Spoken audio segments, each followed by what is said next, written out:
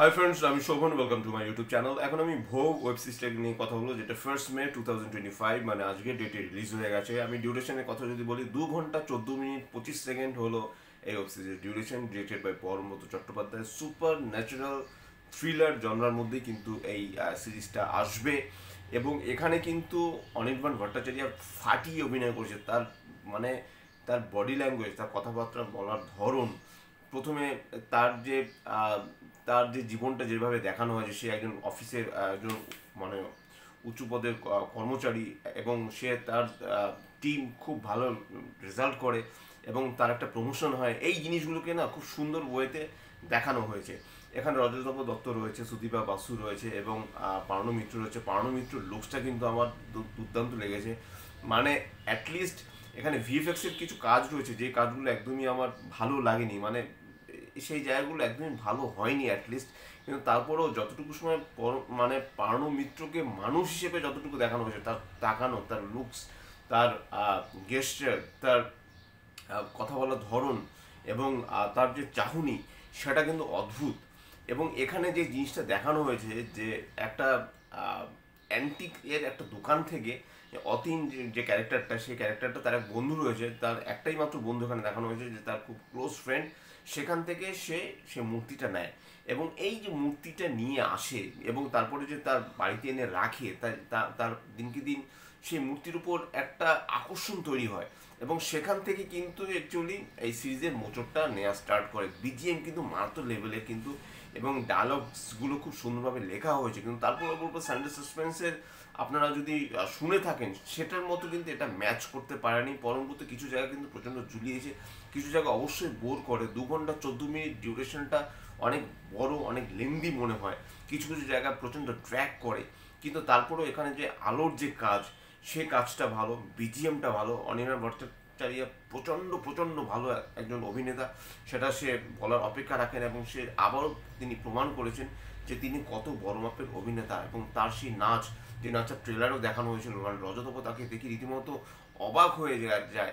এবং অতীনের মতো একজন মানুষ, যে অনেকটা কমিউনিস্ট টাইপের একজন, যে দেবদেবীতে বিশ্বাস করে না, সে দিনকে দিন মানে পুজো দিকে তার ধ্যান জ্ঞান হয়ে যায়। এবার সে সম্পূর্ণ অন্য রকম একটা ভাব চলে আসে।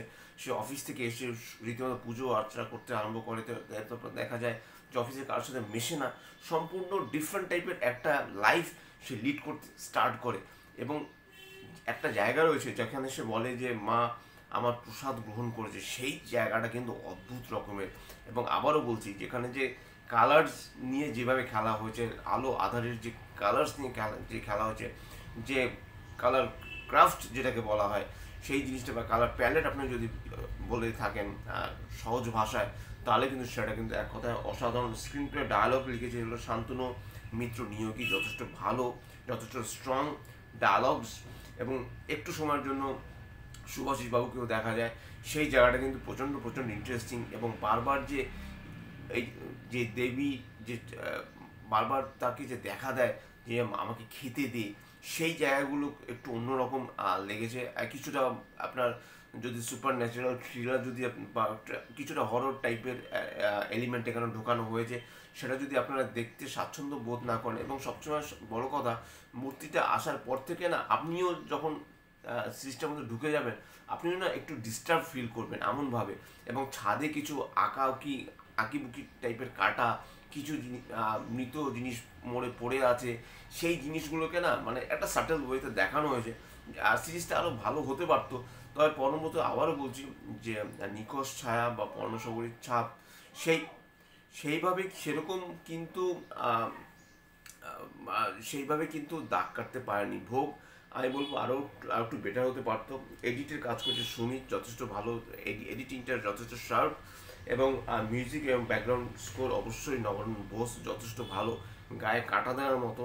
কিছু কিছু জায়গা কিন্তু আমার বেশ ইন্টারেস্টিং লেগেছে। এবং সত্যি কথা বলতে, অনির্বাণ ভট্টাচার্য একাই কিন্তু ইন্টারেস্টিং ওয়েতে এবং খুব স্যাটেল ওয়েতে এবং খুব সুন্দরভাবে চেষ্টা করেছে সে তার মতো। কিন্তু তারপরেও আমি বলবো যে পরমব্রত চ্যাটার্জি, সে কিন্তু যথেষ্ট বড় মাপের একজন ডিরেক্টর, সেটা সে এর আগেও প্রমাণ দিয়েছে। কিন্তু কোথাও গিয়ে না এই জায়গাটা না কিছুটা ঝুলে গেছে বস, মানে কিছুটা সেই মায়ের ভোগে পাঠানোর মতো ব্যাপারটা এখানে চলে এসেছে। তারপর আমি বলবো জাস্ট ওয়ান টাইম ওয়াচের জন্য আপনারা ভোগ দেখতেই পারেন। ছুটির দিন 1 মে, মে দিবস, শ্রমিক দিবস, তো সেই দিনটা আপনারা পালন করতেই পারেন, আপনার ফ্যামিলির সাথে বসে দেখতেই পারেন। ছোটরা না দেখলেই ভালো, একটু ডিফারেন্ট টাইপের সুপার ন্যাচারাল থ্রিলার, যেহেতু বাচ্চারা মনে ভয়ের উদ্রেক সৃষ্টি হতে পারে, তো সেক্ষেত্রে আর আমি বেশি কিছু রিভিল করছি না, এতটুকুই বলবো জাস্ট ওয়ান টাইম ওয়াচের জন্য দেখতেই পারেন। এবং যারা অনির্বাণ ভট্টাচার্যের যারা ফ্যান ফলোয়ার্স রয়েছে তাদের জন্য খুশির খবর যে তিনি একাই কিন্তু সিরিজটাকে পুরো খেয়ে নিয়েছেন। সিরিজটা মারাত্মক লেভেলের কিন্তু তিনি এগিয়ে নিয়ে গেছেন একাই।